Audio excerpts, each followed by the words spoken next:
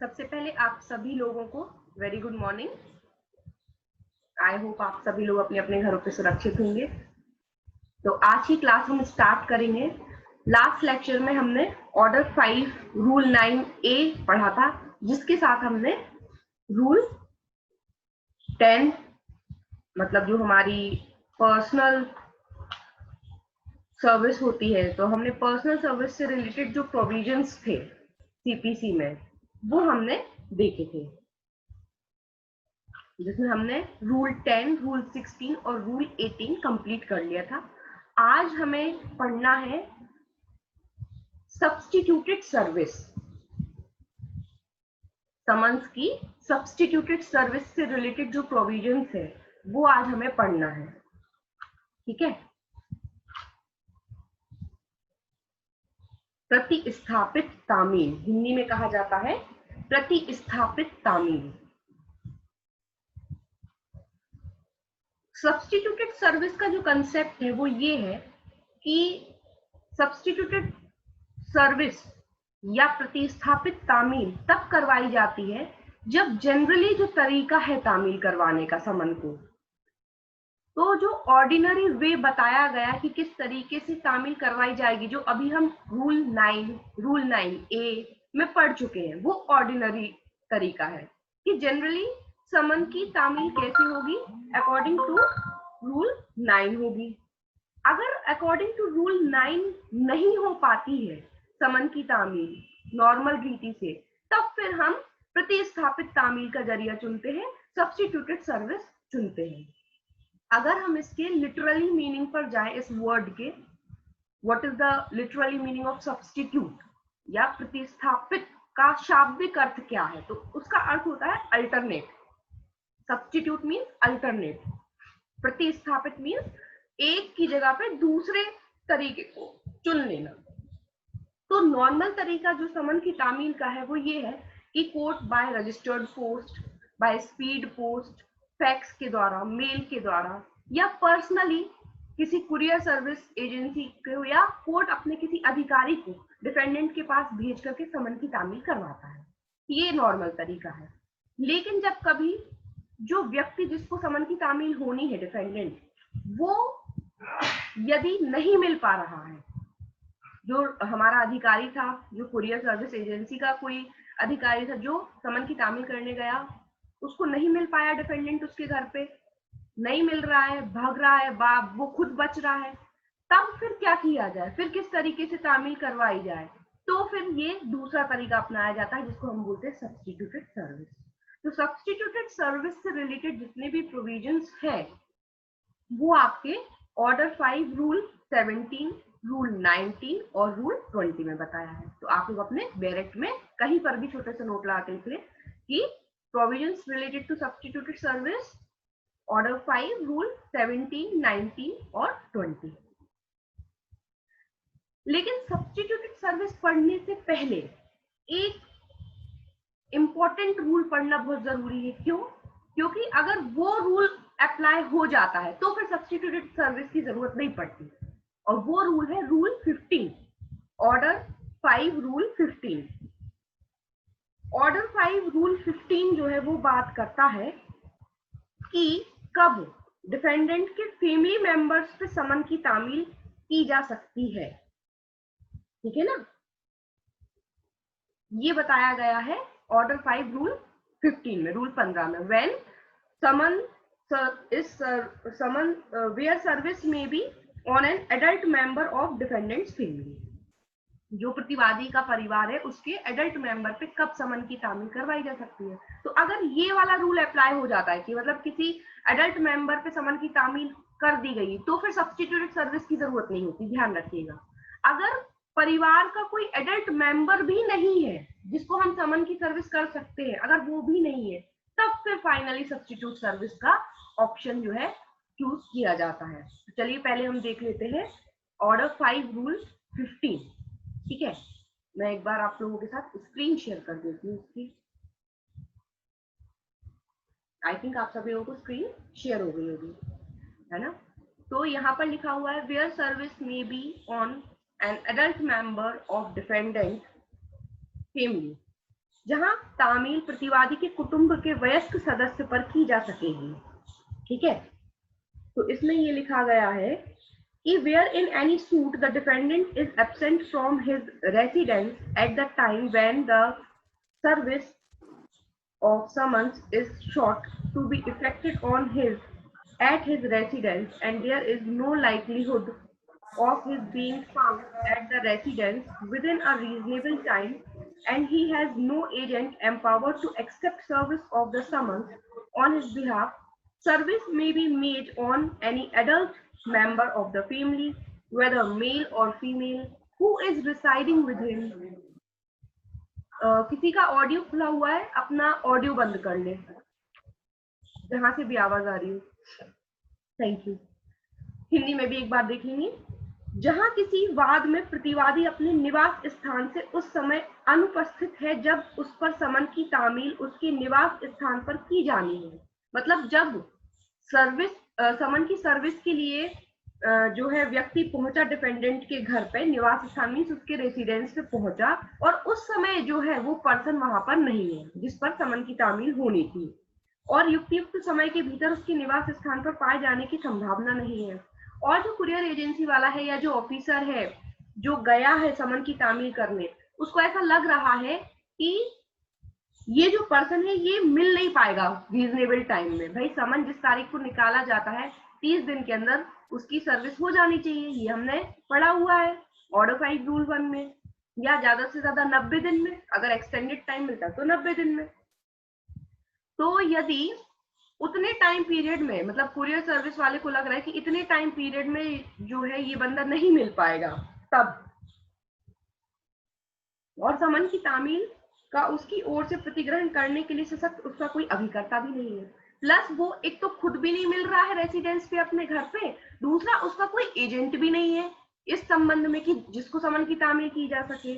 अगर ऐसी कंडीशंस है कि वो मिल नहीं रहा है, उसका एजेंट नहीं है, तब वहां तामील प्रतिवादी के कुटुंब के ऐसे किसी वयस्क सदस्य पर, चाहे वह स्त्री हो या पुरुष, की जा सकेगी और उसके निवास स्थान जो उसके साथ निवास कर रहा हो। ठीक है ना, तो आपको ये भी याद रखना है। तो यहाँ से आपका ये बहुत इंपॉर्टेंट रूल है from the point of pre में यहाँ से आपका क्वेश्चन बनता है। पहला क्वेश्चन बनेगा आपका हेडिंग से, वो पूछेंगे कि वेयर सर्विस में B on an adult member of dependent family, जहां समन की तामील प्रतिवादी के कुटुंब वयस्क सदस्य पर किस प्रोविजन के अंतर्गत की जा सकती है, तो आपको बताना है ऑर्डर 5 रूल 15। पहला क्वेश्चन आपका जो प्री में बनेगा। दूसरा बनता है कि वयस्क मेंबर पे की जाएगी ना, एडल्ट मेंबर पे की जाएगी, तो अब ये एडल्ट मेंबर कोई भी हो सकता है, घर की महिला भी हो सकती है, पुरुष भी हो सकते हैं। यहाँ पे इससे कोई मतलब नहीं है कि अरे वहां पर गए थे तो उनकी दादी जी मिली थी या किसी पर्टिकुलर पर्सन की वाइफ मिली थी या अगर बहन है एडल्ट है वो मिली थी। कोई भी एडल्ट मेंबर होना चाहिए फैमिली का, अब वो चाहे मेल भी हो सकती है फीमेल भी हो सकती है। यहाँ से आपको एक ऑप्शन बनता है ऑब्जेक्टिव्स का प्री में। ठीक है, तो ध्यान रखना है कि जब समन की तामील कुटुंब के सदस्य पर होती है तो वो सदस्य कैसा होना चाहिए, वयस्क होना चाहिए, मेल और फीमेल हो सकता है। एक इंपॉर्टेंट चीज जो है, ऐसा जो सदस्य है उसके साथ निवास करने वाला होना चाहिए, who is residing with him. ऐसा नहीं, क्योंकि यहाँ पे कुटुंब वर्ड यूज है, तो कुटुंब वर्ड यूज है मतलब ऐसा नहीं होगा कि बहुत बड़ी फैमिली है, एक ही शहर में 2 भाई रहते हैं, एक अलग रहता है एक अलग रहता है, तो एक भाई के खिलाफ समन निकला है तो वो नहीं मिल रहा है उसके घर पे, तो वो दूसरे भाई के घर पे जाके दे आए कि लो आप भी तो उनके कुटुंब फैमिली मेंबर हो ना, आप उनके फैमिली मेंबर हो तो हम आपको कर दे रहे। नहीं, जो उसके निवास उसके साथ रह रहा हो, जो रेसिडेंस में उसके साथ जो मेंबर रह रहे हैं फैमिली मेंबर, उन्हीं पर हो सकती है। यहाँ से भी ऑब्जेक्टिव बनता है। ये वेरेट की एक लाइन जो होती है ना बेटा, ये बहुत ध्यान से पढ़ना होता है, यहाँ से ही आपके क्वेश्चंस निकल कर के आते हैं। तो ऐसा वयस्क मेंबर जो मेल हो या फीमेल हो और उसके साथ निवास कर रहा हो, उस पर समन की तामील हो जाएगी। नेक्स्ट, इसमें एक्सप्लेनेशन जुड़ा हुआ है, एक स्पष्टीकरण जुड़ा हुआ है। इस नियम के अर्थ में सेवक कुटुंब का सदस्य नहीं है। यहाँ से बहुत बार क्वेश्चंस प्री में आ चुके हैं, इसको इंपॉर्टेंट मार्क कर लीजिए कि इस नियम के अर्थ में सेवक जो है वो नहीं है। A servant is not a member of family within the meaning of this rule. तो मतलब सर्वेंट को या सेवक को इन्होंने फैमिली का सदस्य नहीं माना है। मतलब जो घर का नौकर है, भले ही उनके घर में रहता हो, उस पर समन की तामील नहीं हो सकती, क्योंकि वो फैमिली मेंबर्स नहीं माना गया है इस प्रोविजन के लिए। ठीक है, तो ये तो हो गया आपका कि कब कुटुंब के सदस्य पर तामील की जा सकती है। ठीक है, क्लियर है। आगे बढ़ते हैं। अब ये हो गया आपका ऑर्डर 5 रूल 15, जो कि एग्जाम पॉइंट ऑफ व्यू से बहुत इंपॉर्टेंट है। जितनी चीजें बताई हैं याद रखना है। अब जब समन तामील करने वाला अधिकारी घर पर पहुंचा और घर पर डिफेंडेंट खुद भी नहीं था, उसके फैमिली मेंबर का कोई एडल्ट मेंबर भी नहीं मिला, तब क्या प्रक्रिया अपनाई जाएगी? तब प्रक्रिया अपनाई जाएगी सब्स्टिट्यूटेड सर्विस की। अब भाई हम गए, कुरियर सर्विस वाला गया, कोर्ट का कोई अधिकारी गया, कोई भी नहीं मिला, घर खाली करके भाग गए, ताला पड़ा हुआ है घर पे, तब क्या करेंगे? तो यहाँ पर हम पढ़ेंगे 17, 19 और 20। तो सबसे पहली बात, 17 और 19 साथ में चलता है, ध्यान रखना। ऑर्डर 5 रूल 17 प्लस 19 दोनों एक दूसरे के पूरक रूल्स है। ऑर्डर 17 में जो सब्स्टिट्यूटेड सर्विस की जा रही है वो विदाउट ऑर्डर ऑफ कोर्ट है। वहीं पे साइड में कहीं लिख लीजिए अपने डायरेक्ट में, without order of court. Order की आज्ञा के बिना ये सर्विस जो है, सब्स्टिट्यूटेड सर्विस जो है, की जा रही है। ऑर्डर 5 रूल 17 के तहत। देखते हैं हम इसको एक बार लैंग्वेजेस की।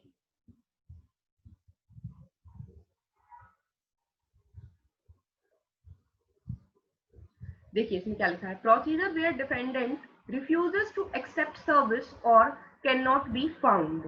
जब प्रतिवादी तामील का प्रतिग्रहण करने से इनकार करे या पाया ना जाए, तब प्रक्रिया। मतलब या तो वो रिफ्यूज कर रहा है, समन उसके दरवाजे तक आया, वो कह रहा नहीं मैं नहीं साइन कर रहा हूँ इस पे, या तो वो मना कर रहा है या फिर वो है ही नहीं घर पे, तब देख लेते हैं एक बार इसमें क्या लिखा है।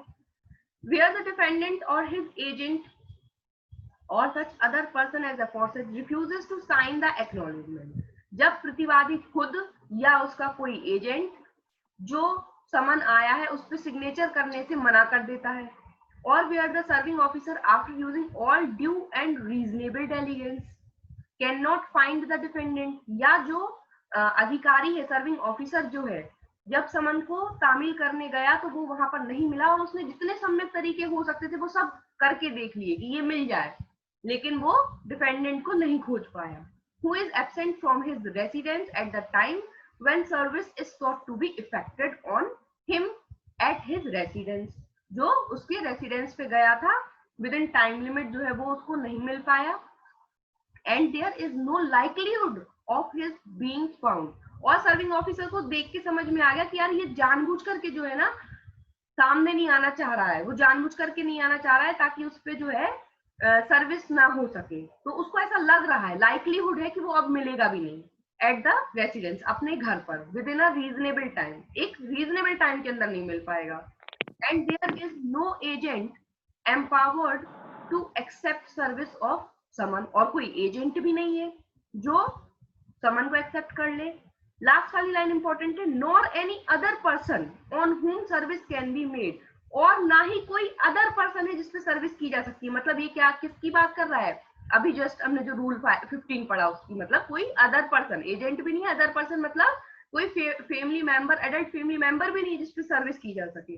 The serving officer shall affix a copy of the summon on the outer door or some other conspicuous part of the house। तो जो सर्विंग ऑफिसर है, जो तामील करने वाला अधिकारी है, वो समन की एक कॉपी बाहर वाले दरवाजे पे चिपका देगा या घर के ऐसे शहदृश्य भाग, शहदृश्य भाग मतलब जो दिखने वाला हिस्सा है, जो आम जनता को भी आने जाने से दिख जाए, फ्रंट एरिया जो होता है हाउस का, घर का, उस पे जो है समन की एक कॉपी चिपका देगा। In which the defendant ordinarily resides, जहां प्रतिवादी जो है ऑर्डिनरीली रहता है, कैरीज ऑन बिजनेस और पर्सनली वर्क्स फॉर गेन, या फिर ऐसी बिल्डिंग में जहां पे वो अपना व्यापार करता है वहां पे भी उस बिल्डिंग के सदृश्य पार्ट में भी चिपकाई जा सकती है। And shall then return the original to the court from which it was issued with a report. और ऐसा करने के बाद, ऐसा चस्पा करने के बाद समन वो अपनी रिपोर्ट के सहित जो ओरिजिनल कॉपी है समन की वो न्यायालय को लौटा देगा, एंडोर्स देयर ऑन और annexed thereto stating that he has so affixed the copy. ऐसा एक लेख लिखते हुए कि सर मैंने जो है उसके बिल्डिंग के सदस्य पार्ट पे जो है चिपका दी है कॉपी क्योंकि वो मिल नहीं रहा था। ऐसा एक नोट डाल करके कोर्ट को ओरिजिनल कॉपी वापस कर देगा। The circumstances under which he did so, सारे सर्कमस्टेंसेस भी लिख देगा वो कि सर मैंने ऐसा क्यों किया, क्यों करना पड़ा, क्योंकि मैंने सारे तरीके अपना लिए थे कि वो मिल जाए लेकिन नहीं मिला। And the name and address of the person if any by whom the house was identified। और यदि किसी आस पड़ोस के पर्सन से उसने पूछा था कि भाई इसका घर कहाँ है, अगर किसी पर्सन ने बताया था उसका एड्रेस तो उस पर्सन का नाम भी लिख देगा। इन whose presence the copy was affixed।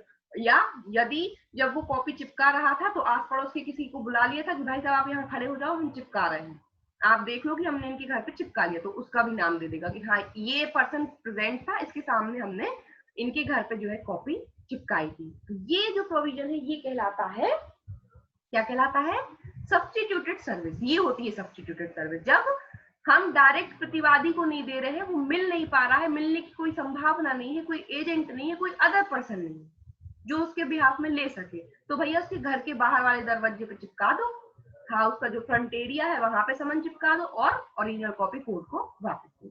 ये हो गई सब्स्टिट्यूटेड सर्विस। बस ध्यान देने वाली बात यहाँ पे ये है कि जो सर्विंग ऑफिसर है तो ये जो सब्स्टिट्यूट तरीका वो अपना रहा है, यहाँ पे बिना कोर्ट की इजाजत से अपना रहा है, इसने अपने स्तर पे ये लगाया है। तो यहाँ पे बस इतना याद रखना है कि 17 में जो ये सब्स्टिट्यूटेड सर्विस का प्रोविजन है ये serving officer without order of court कर रहा है। अब क्योंकि इसने विदाउट ऑर्डर ऑफ कोर्ट किया है तो हो सकता है कि भाई इसको फिर वेरीफाई करना भी बहुत जरूरी है, क्योंकि कभी कभी डाउटफुल कंडीशन हो जाती है। जब सर्विंग ऑफिसर बिना कोर्ट की इजाजत के ऐसा करेगा तो उसके ऊपर भी डाउट की सुई जाएगी कि हो सकता है भाई तुम डिफेंडेंट से मिले हो, तुमने जानबूझ करके समन की तामील नहीं की हो, ऐसा डाउट क्रिएट होता है। तो फिर उसके लिए इसके साथ पढ़ा जाता है 19। जब सर्विंग ऑफिसर बिना कोर्ट के परमिशन के ऐसी सब्स्टिट्यूट सर्विस करता है तो फिर 19 के प्रोविजन फॉलो होना बहुत आवश्यक है। देखिए 19, rule 19, examination of serving officer, तामील करने वाले अधिकारी की जांच। तो क्यों करना है ये जांच, क्योंकि बिना ऑर्डर के कोर्ट के आपने ऐसा किया था ना, आपके ऊपर डाउट आ गया है। तो where a summon is returned under rule 19, summon return ही तो हो रहा है, मतलब डिफेंडेंट तो मिला नहीं है या उसने लेने से मना कर दिया है, तो उसने उसके बिल्डिंग की दीवार पे चिपका दिया, तो वो एक टाइप से क्या हुआ, रिटर्न हुआ है। तो जहां पे रूल 17 के अंदर ये समन रिटर्न होके आया है, the court shell if the return under that rule has not been verified by the affidavit of the serving officer। Serving officer ने ये जो समन की कॉपी न्यायालय को पहुंचाई है बिना सत्यापन के पहुंचा दी है, एफिडेविट नहीं लगाया उसने कोई साथ में, या फिर and may if it has been so verified, या उसने वेरीफाइड किया भी है, चाहे उसने सत्यापन किया हो चाहे नहीं किया हो, एफिडेविट लगाया हो या नहीं लगाया, उससे कोई फर्क नहीं पड़ता। Examine the serving officer on oath और cause him to be so examined by another court। वो कोर्ट उस सर्विंग ऑफिसर को शपथ पर उसका एग्जामिनेशन करेगा, उसका उस अधिकारी की परीक्षा लेगा या फिर किसी दूसरे कोर्ट से उसकी परीक्षा करवाएगा, है ना, अनदर कोर्ट से उसका एग्जामिनेशन करवाएगा। टचिंग हिज प्रोसीडिंग्स, उसने जो भी प्रोसीडिंग अपनाई है उसको ध्यान में रखते हुए, and may make such further inquiry in the matter as it thinks fit, और जो भी फर्दर इंक्वायरी न्यायालय को उचित लगती है वो सारी इंक्वायरी करवाई जाएगी। And shall either declare that the summons has been duly served और order such service as it thinks fit, या फिर एंड वर्ड यूज है और प्लस, मतलब ये इंक्वायरी भी करवाएगा प्लस कोर्ट जो है ये घोषणा कर देगा, डिक्लेयर कर देगा कि समन जो है सम्यक रूप से तामील हो गया है। तो जब कभी भी रूल 17 के अंतर्गत सर्विंग ऑफिसर बिना न्यायालय की अनुमति से सब्स्टिट्यूट सर्विस कराता है समन की तामील की, तो यहाँ पर रूल 19 के अंतर्गत कोर्ट को ये डिक्लेयर करना जरूरी हो जाता है कि समन की तामील सम्यक रूप से हो चुकी है। अगर कोर्ट डिक्लेयर नहीं करेगा कि समन की तामील सम्यक रूप से हो चुकी है, तो ये जो प्रोसीडिंग है रूल 17 की, ये कहीं ना कहीं इन ड्यू प्रोसेस नहीं मानी जाएगी ना, कि ये लगेगा कि विधि के सम्यक अनुक्रम में हुई नहीं है तामील। और कभी भी यदि डिफेंडेंट पे सम्यक अनुक्रम में तामील नहीं हो पाती है with due process of law, यदि सर्विस ऑफ समन नहीं हो पाया है, तो डिफेंडेंट को कहीं ना कहीं बेनिफिट ऑफ डाउट मिल जाता है, और जो भी डिक्री अगर उसके अगेंस्ट में आएगी तो वो उतना बाइंडिंग इफेक्ट की नहीं मानी जाती। इसलिए समन की तामील होना सम्यक प्रोसेस द्वारा बहुत जरूरी है। तो जब भी रूल 17 के तहत होगी, तो रूल 19 के तहत उस सर्विंग ऑफिसर का एग्जामिनेशन होगा और कोर्ट को डिक्लेयर करना पड़ेगा। जो लास्ट में लाइन लिखी है ना, इसमें ये इंपॉर्टेंट है कि shall either declare that the summon has been duly served और order such service as a things fit. मतलब न्यायालय को ये हिंदी में क्या लिखा हुआ है, हाँ, न्यायालय घोषणा करेगा कि समन की तामील सम्यक रूप से हो गई है, ये घोषणा करनी पड़ेगी। ठीक है, अब देख लेते हैं 20 की हेडिंग ही है सब्स्टिट्यूटेड सर्विस। तो यदि आपसे क्वेश्चन आए एग्जाम में, प्री में, कि सब्स्टिट्यूटेड सर्विस से संबंधित प्रावधान कहां दिया है, और ऑप्शन में सिंगल पूछा गया है कि रूल 15, रूल 17, रूल 19, रूल 20, तो आपको आंसर लगाना है रूल 20। ठीक है, ध्यान से सुनना, कंफ्यूजिंग हो जाता है थोड़ा सा अगर, क्योंकि हमने पढ़ा 17, 19 और 20 तीनों सब्स्टिट्यूटेड सर्विस से रिलेटेड है, लेकिन यदि अदर ऑप्शन आ रहे हैं सिंगल और पूछा है कि सब्स्टिट्यूटेड सर्विस का प्रावधान कहाँ बताया गया है, और उनने आगे पीछे कुछ नहीं पूछा कि विद परमिशन ऑफ कोर्ट या विदाउट परमिशन ऑफ कोर्ट, सीधा पूछा है सब्स्टिट्यूटेड सर्विस का प्रोविजन कहाँ दिया है। Rule 17, 19, 20, none of the above, इनमें से कोई भी नहीं, तो आपको 20 लगाना है।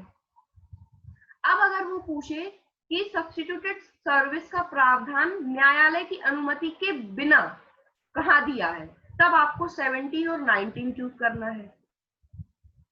और यदि कोई ऑप्शन ऐसा पूछ ले कि सब्स्टिट्यूटेड सर्विस से संबंधित प्रावधान कहाँ है, और 3 का ग्रुप बना के पूछ ले 17, 19, 20, 10, 18 और 19, तब आपको वो लगा देना है। ठीक है, तो फिर आप ये 3 का ग्रुप चूज करेंगे, अदरवाइज आप 20 चूज करेंगे। ठीक है, 20 में देख लेते हैं क्या है, सब्स्टिट्यूटेड सर्विस।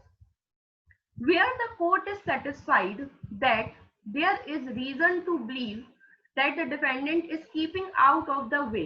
पहली चीज तो यहाँ पर लिख लीजिए कि ऑर्डर 5 रूल 20 में जो सब्स्टिट्यूटेड सर्विस है वो विद ऑर्डर ऑफ कोर्ट है, यहाँ पे ऑर्डर के कोर्ट से की जा रही है।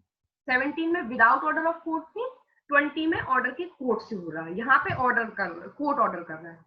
तो जहाँ पे कोर्ट को ये मतलब कोर्ट सेटिस्फाइड हो गया है कि ऐसा विश्वास करने का कारण है कि डिफेंडेंट जो है is keeping out of the way for the purpose of avoiding service.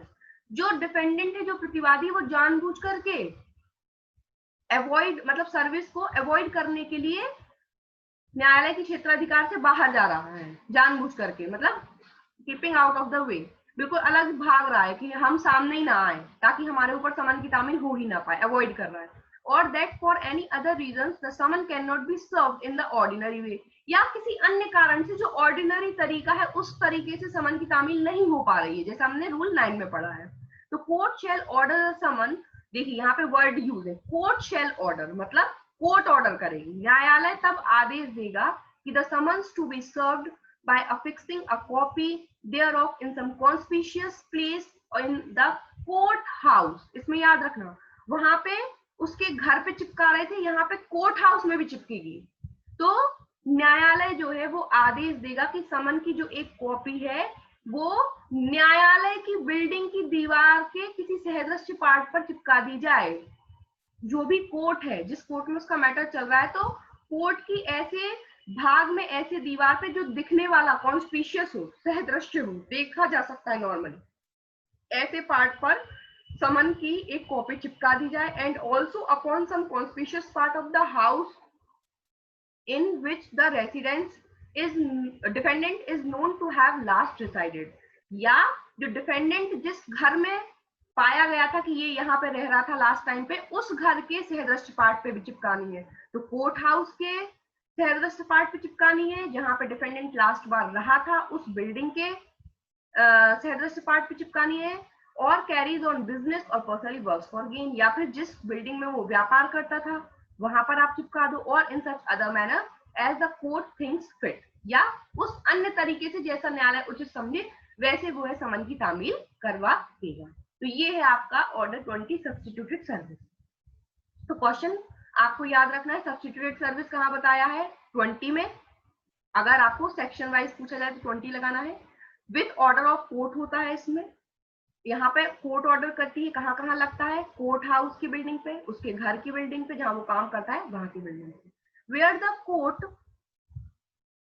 Acting under sub rule 1 order service by an advertisement in a newspaper. अब कोर्ट चाहे तो एडवर्टाइजमेंट निकाल के भी समन करवा सकती है, ये भी इसका एक तरीका है 20 में। तो जहां पे कोर्ट ने समन की तामील एडवर्टाइजमेंट के थ्रू करवाना चाह रहा है, न्यूज़पेपर में एडवर्टाइजमेंट निकलवा करके, तो वो न्यूज़पेपर कैसा होना चाहिए, the newspaper shall be a daily newspaper circulating in the locality in which the defendant is last known to have actually and voluntarily resides। तो वो न्यूज़पेपर डेली न्यूज़पेपर होना चाहिए जो उस एरिया में बांटा जाता है जिस एरिया में डिफेंडेंट रहता है, या जिस एरिया में डिफेंडेंट को लास्टली पाया गया है कि ये यहाँ पे रह रहा था पिछले 20 दिन से 1 महीने से। तो उस एरिया, लोकल एरिया में जो लोकल न्यूज़पेपर डेली सर्कुलेट होता है उस न्यूज़पेपर में एडवर्टाइजमेंट कोर्ट निकलवाएगी समन की।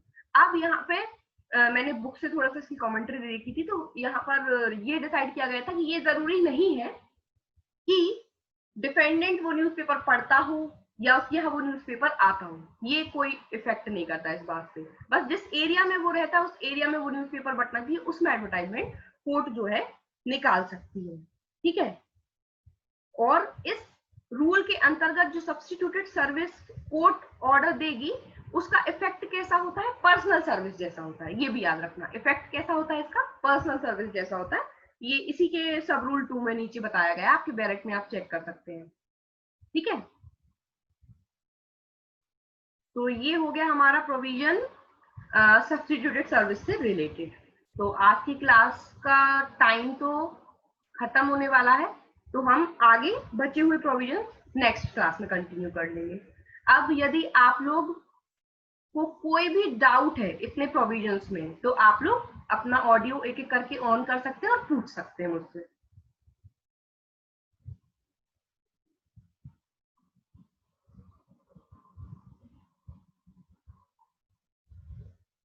किसी को कोई भी डाउट है इतने प्रोविजंस में, 15, 17, 19, 20, अपना ऑडियो ऑन करिए और पूछ लीजिए। ज्योति क्लियर है? हेलो अंश क्लियर है? हाँ मैम, ये एक चीज पूछना था मैम मेरे को। सचिन जी आपको क्लियर है? डाउट था। हाँ बताइए ना, पूछिए ना। जब जब मैम तामील करने वाला जो अधिकारी है, जब वो शपथ पत्र के द्वारा सत्यापित करके रिपोर्ट न्यायालय में प्रस्तुत करता है कि मैंने संबंधित प्रतिवादी के गेट पर चस्पा की है नोटिस, तो फिर न्यायालय फिर उसे पुनः वेरीफाई करेगा। तो भी न्यायालय एग्जामाइन कर सकता है, वो जिस तरीके से चाहे उनको एग्जामाइन कर सकता है। उसमें लिखा है, स्पष्ट लिखा है कि चाहे वेरीफाइड किया हो या वेरीफाइड नहीं किया हो। और ऋचा? हाँ जी। और कोई डाउट है? जी दीदी। हाँ आपको कोई डाउट है ऋचा? नहीं दीदी। समझ में आ गया अच्छे से? जी ठीक है। और किसी को कोई डाउट है? मुझे सबके नाम नहीं पता ना, तो मैं सिर्फ नाम नहीं लेकर नहीं बोल पाऊंगी। अगर आप लोगों को डाउट है तो आप लोग पूछ लो। हाँ मैम। हाँ पूछिए। ये अगर विदेश में व्यक्ति है उसके लिए क्या करेंगे मैडम? विदेश वाला पढ़ेंगे हम सर कल, आगे का प्रोविजन है वो, है ना, रूल कल पढ़ेंगे वो वाले। अभी आज की इतनी क्लास में अगर कोई डाउट है तो पूछ लीजिए।